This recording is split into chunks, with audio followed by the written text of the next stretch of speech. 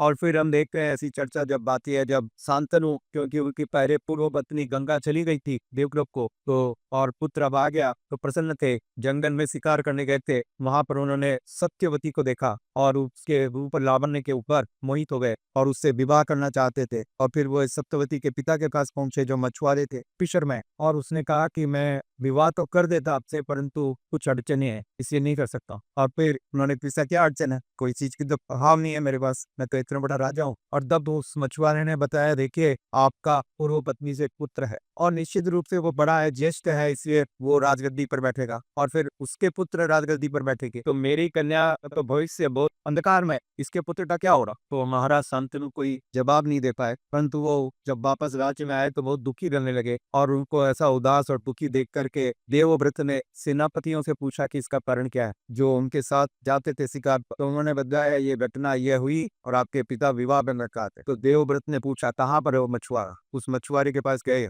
और उस मछुआरे को उन्होंने आश्वासन दिया कि पहला आश्वासन तो मैं आपको देता हूँ, मैं राजगद्दी पे कभी नहीं बैठूंगा, मैं राजगद्दी की रक्षा करूंगा। और दूसरा आश्वासन यह है कि मैं कभी विवाह नहीं करूंगा, तो न तो मेरी कोई संतान होगी, तो ना तो मैं क्लेम करूंगा राजगद्दी पे, न कोई मेरी संतान क्लेम करेगी, तो आजीवन आपकी पुत्री के जो पुत्र होंगे वो राजा बनेंगे और उनके पुत्र राजा बनेंगे। आप इस बारे में पूरी तरह से आश्वस्त, कंप्लीटली बी सेटिस्फाइड।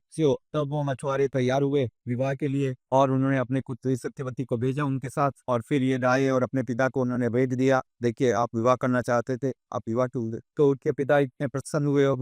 उनको ये वरदान दिया, ऐसी दृढ़ प्रतिज्ञा लेने के कारण, स्ट्रॉन्ग वॉव, ठीक है, और उस वरदान के कारण उनको इच्छा मृत्यु का वरदान